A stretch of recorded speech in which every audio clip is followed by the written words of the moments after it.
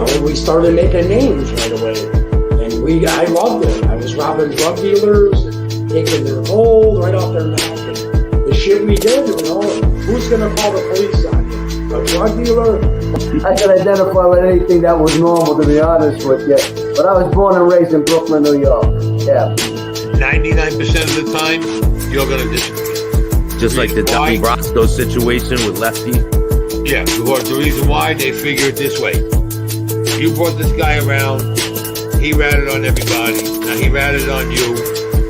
You might turn around and join him and rat on us, so we get rid of you, there's no connection between there and there, and they get rid of you.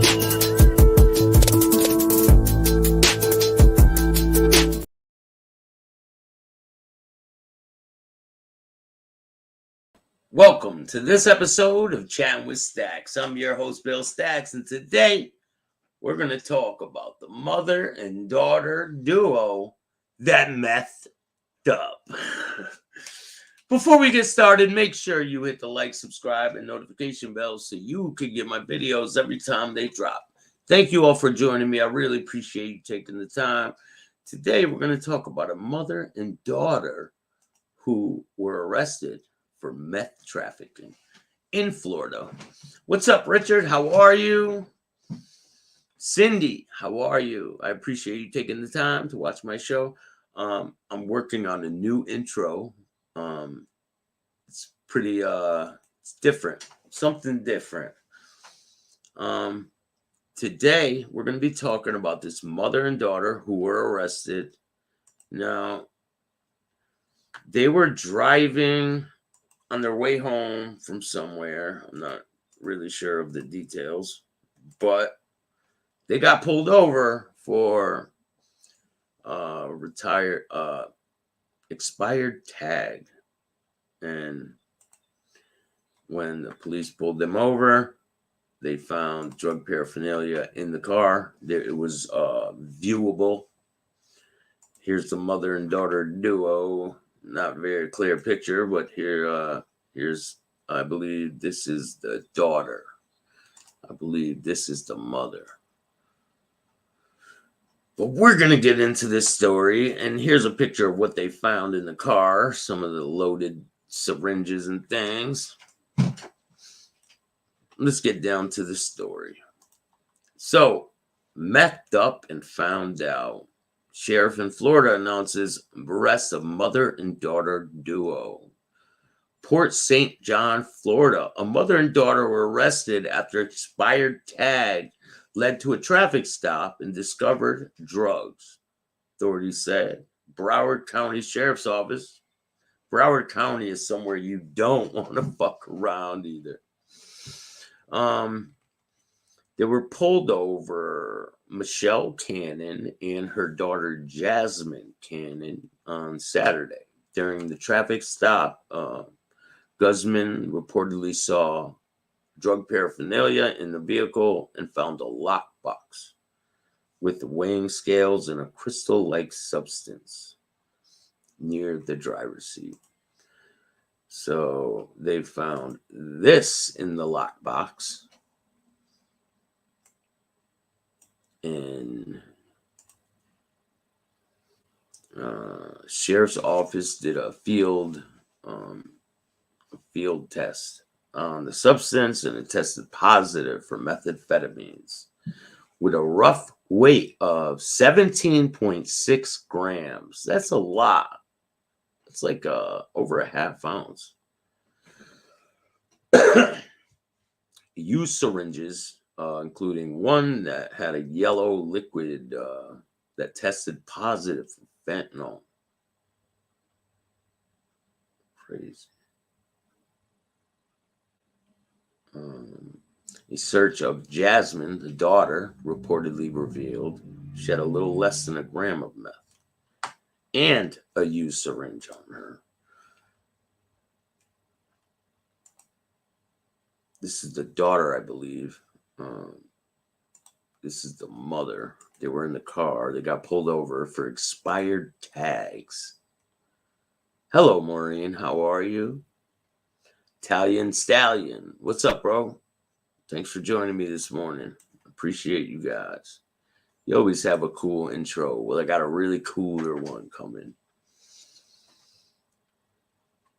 Yeah, I think I'm going to start doing more shows in the morning and checking in with you guys, going over some of these crazy cases we got, because I have so many shows lined up, like mafia related.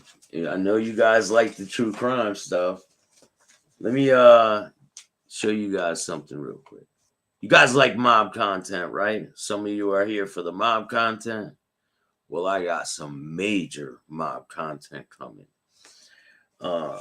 I've been reaching out to some incarcerated people, and I got a response. Mr. Tommy Patera wrote me a letter, so stay tuned. It's gonna get real. I got a letter from Tommy Karate. And good way to start the day. Definitely is. Make sure you guys hit the like button on the way in. So, a search of Jasmine, she had a little less than a gram. Michelle Cannon was arrested and charged with trafficking methamphetamine, possession of fentanyl, driving without a license, possession. Her bond was set at $34,000. Jasmine was arrested and charged with possession of drug paraphernalia, possession of methamphetamine. Her bond was set at $2,500. That's not even that bad. I mean, the mother probably ain't going nowhere. But hey, you shouldn't be driving around. Louis the Lion, what's up, bro? How are you doing? Shout out to you, bro. Shout out to everyone that watches Bill Staxx Show. Thank you, all that donate, because all the guys show support. Sign in today. Be a member.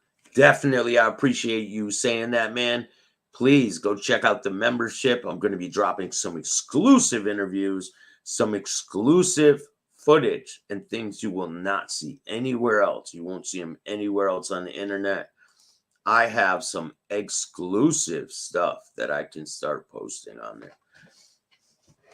Go sign up. Spotify. You can catch me on Spotify.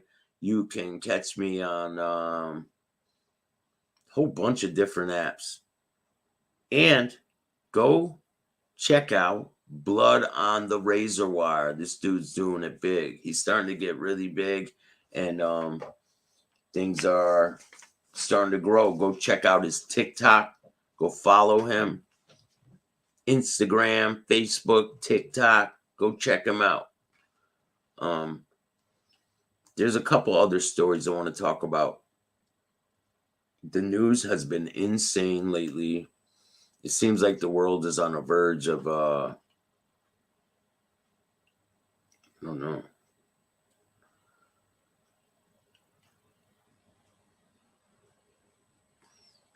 So we got Gotti news. John Gotti III was suspended.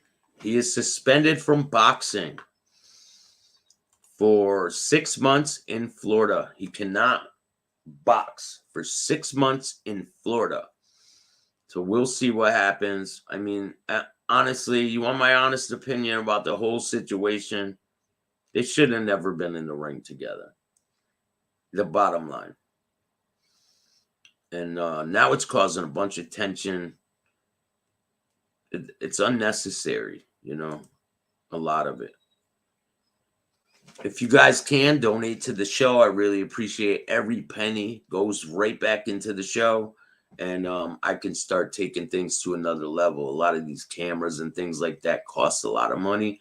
And I need you guys' help to try to get to another level. So if you can, please donate. You can donate through Cash App, Bill Staxx 2021, or you can send it through PayPal, Venmo, Super Chat, Super Stickers, all that good stuff.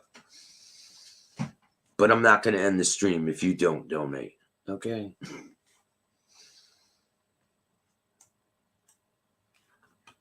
things have been pretty good lately. They've been really great in my life, anyway. Brazilian goalkeeper who killed his girlfriend still got signed to another soccer team. All right. In the world of professional sports, there are moments that leave us questioning the boundaries between talent and personal conduct. One such incident involves a Brazilian soccer player who took his girlfriend's life yet still managed to secure a contract with another soccer team. Join us as we dive deep into the story of Brazilian goalkeeper Bruno Fernandes de Souza. Wow. You guys want to hear about this one? Bruno, who is Bruno? Bruno Fernandes de Souza, commonly known as Bruno, was a Brazilian professional football player who primarily played as a goalkeeper. He was born December 1984 in Rio de Janeiro. Bruno gained prominence during the time in one of the Brazilian's most successful football clubs. He married Daniana Rodriguez, and they have 2 children. A horrifying turn of events. In 2010, Bruno Fernandes lived a life that many people would only dream about. He was a highly accomplished Brazilian soccer player at the time, serving as goalie and team captain for Fleming. Bruno, who was only 24 years old, was a rising star in the sport. There was even discussion of him being selected as one of the country's representatives at the 2014 World Cup. However, in July of 2010, Flamando shocked the soccer world by suspending Bruno. How it all started. Bruno was named as the alleged mastermind behind the heinous murder of Enzlana Samudo, who was not only his mistress, but was the mother of his youngest child. The fatal events occurred after Bruno was already married to Diana Rodriguez and the father of her 2 children. He met Enlanza at a party. Their affair resulted in an unexpected pregnancy, creating complications in a very stressful situation. Bruno wanted Enzala to have an abortion, but she refused.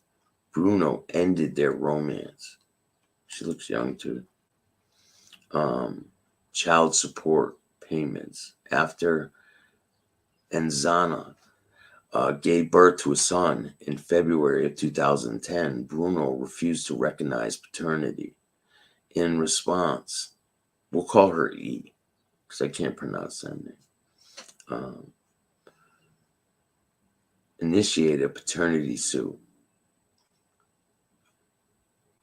The situation quickly escalated. Several months after giving birth, E was taken from Rio de Janeiro to a ranch in Belo, 6-hour drive away, where she assumed she would meet Bruno. Instead, Bruno's friends and family allegedly tortured and killed her upon arrival. She had previously gone to police. E had sought some help from police before her abduction. In June 4th of 2010, she had said that she was detained against her will by Bruno and his friends, who coerced her into using an illegal abortion method.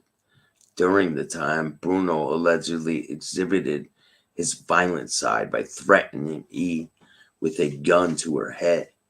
He made a series of frightening threats to her life, underlining that she had no idea the magnitude of his anger. The horrific murder. According to police allegations, Bruno's youngest cousin, George Rosa, allegedly assisted in the transfer of E to former military policeman Santos, who was accused of torturing her in a cruel and inhumane ways. Santos allegedly strangled E to death in front of her 4-month-old child while they played loud music to drown out her screams. Detectives said it was the most unimaginable crime that they have seen. Let me show you a picture of what this guy looks like. Down neck, how are you, bro? Yeah, this is insane. It's a crazy story. Let me show you a picture of him.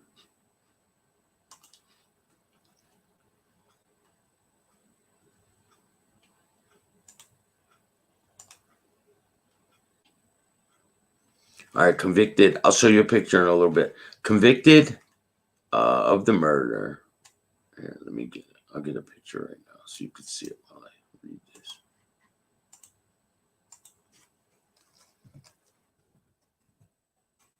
Crazy. Sometimes they look past shit, you know?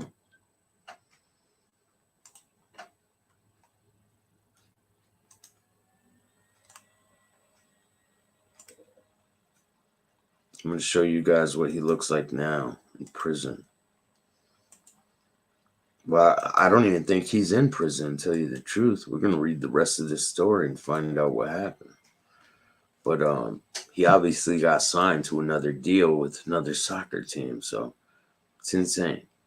Just crazy. So here's a picture of Bruno.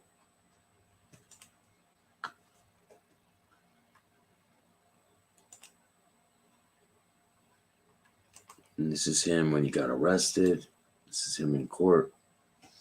And that is the girl he killed. Let's get back to the story. He was sentenced in March. Here we go. In March 2013, Bruno was sentenced to 22 years and 3 months in prison. His verdict came after the court convicted him of various offenses, including ordering the murder of E, concealing her body, and kidnapping their young son. Following the investigation, authorities discovered E's 4-month-old infant in a slum region of Bellow. Diane, Bruno's wife, is accused of leaving the child there. Subsequent DNA tests verified Bruno's paternity, prompting the decision to place the child in the care of E's mother. Oh, I thought they were going to say something else. Okay. Semi-open prison term. Bruno, closed prison term, was charged with a semi-open in July 2019. Prisoners are allowed to work outside the prison during the day, but must return each night. Furthermore, in January 2023, Rio de Janeiro court granted Bruno parole. The only condition of his release is that he appears at the Rio de Janeiro Penitentiary Administration every 3 months. So he's done his prison sentence. Bruno is back on the field. Bruno has recently joined Oran. I can't even pronounce any of this shit. He announced the signing via social media. The message included pictures of Bruno with a big grin and a clenched fist. In their message, the club welcomed him as backup for his position. Bruno's signing adds to the list of teams that he has been part of since 2017, when he was granted habeas corpus, a legal remedy before ordering back to jail 3 months later. Insane. They just let this guy just keep getting away with the shit. Like, they let him literally kill his baby's mother and get away with it. Like, what is wrong with the world today? Like, it's crazy. I don't understand. People's morals have totally left. Like, when COVID came, it like took people's morals. I don't get it. And a lot of people are like delusional in their thinking. A lot of them are on here talking their shit. And it's just mind-boggling. It really is. The level of ignorance that people really have. It's sickening.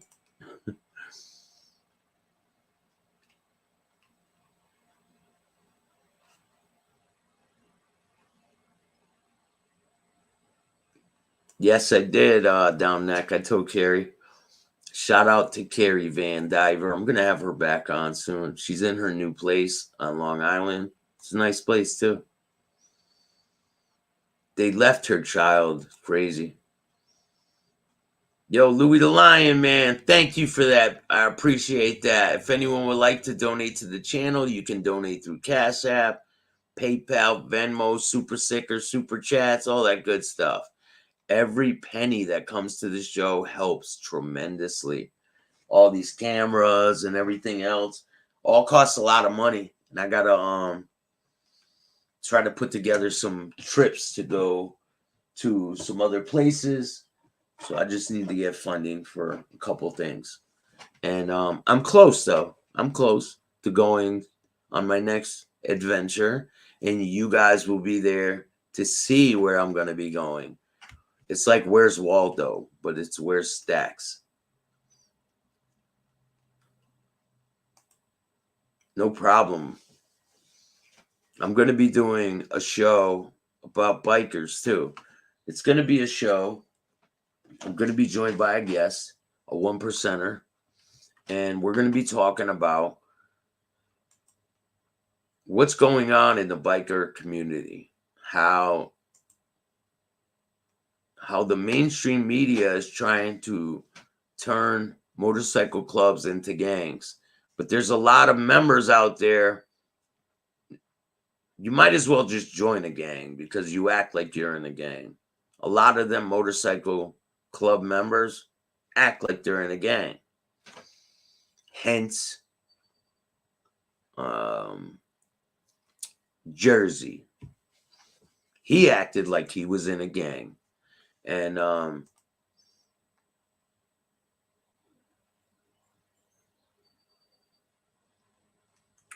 listen, if you cannot donate, it is absolutely no problem.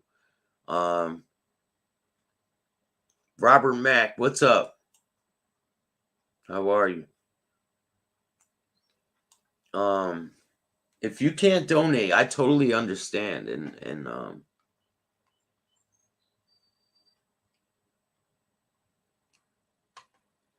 there was times I wanted to donate and I couldn't, you know.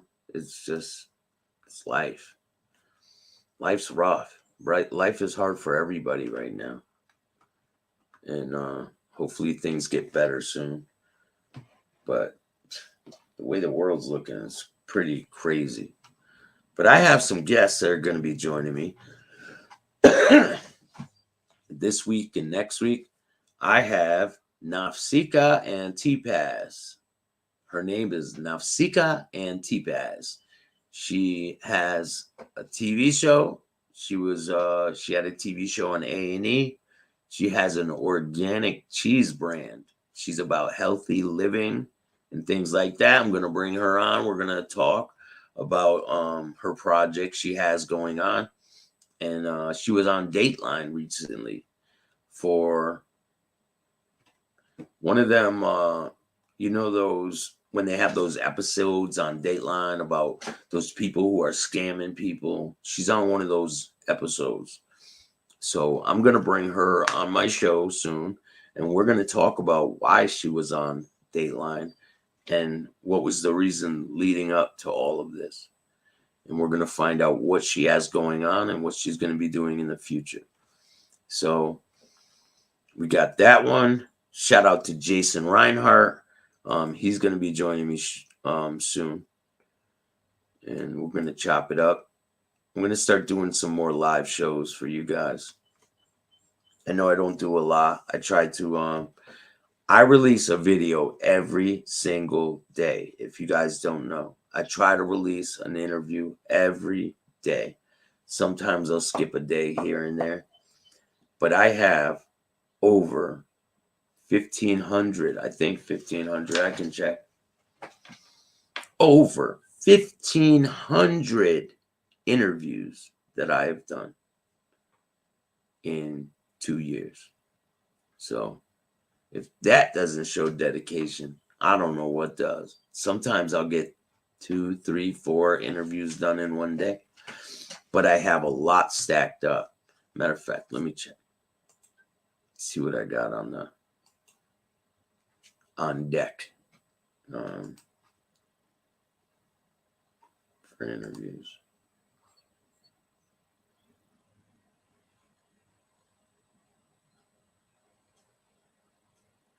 Shout out to Trilla Da Vinci.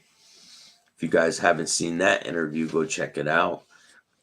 Shout out to Tarzan. If you haven't seen that interview, go check it out. Robert Lasardo, I have part 3 of that I'm going to be dropping.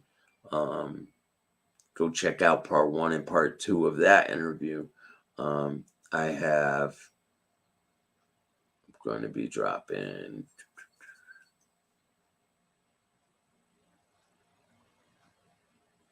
I'm doing a live stream with the cast from Capo, Rise to Power. I'm going to have a bunch of them on together.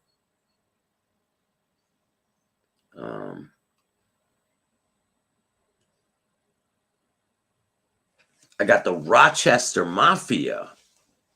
I have to drop that video. So there's a lot. I have a lot coming. And on top of all that, I have live guests that are going to be coming and joining me. And I'm not going to tell you who they are. There's a surprise. But I did get a response from Tommy Karate. So if you guys know who Tommy Karate is, he is one of the most infamous gangsters out there. And he wrote me back.